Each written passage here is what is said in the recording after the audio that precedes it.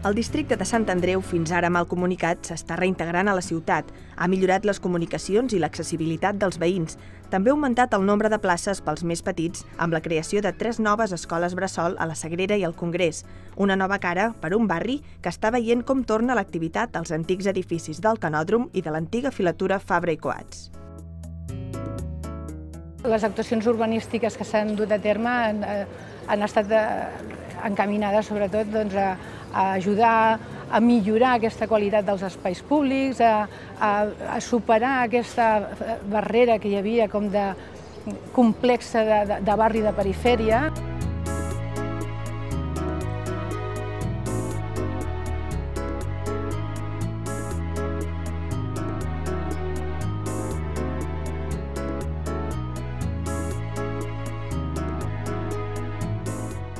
Aquí lo principal es que el barrio sepa mantenerla,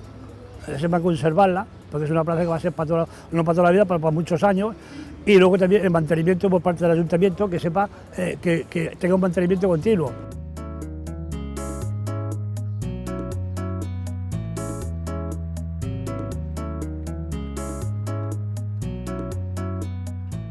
Històricament no han tingut un tractament just, perquè els veïns de la Trinitat Vella o els veïns de Baró de Viver o els veïns de Bon Pastor o de la Sagrera o de qualsevol altre dels barris del nostre districte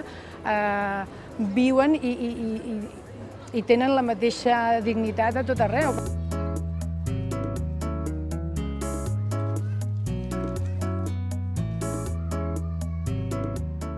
És una escola de nova construcció que l'hem inaugurat aquest setembre. És un edifici de 2 plantes.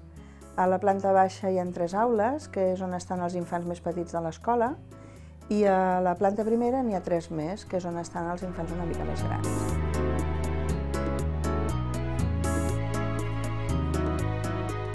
També s'ha actuat en temes d'accessibilitat, incorporant o instal·lant ascensors en llocs on dificultaven el pas d'un carrer a l'altre per un desnivell important, com és l'ascensor que es va posar al barri del Congrés, o les escales mecàniques que s'han instal·lat també en el barri de la Trinitat Vella.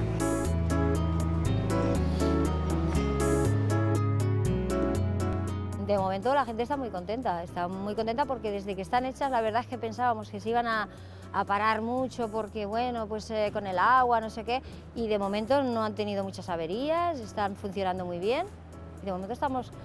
contentos la gente del barrio. Yo pienso que sobre todo los mayores les va muy bien. I la connectivitat entre els diferents barris del districte,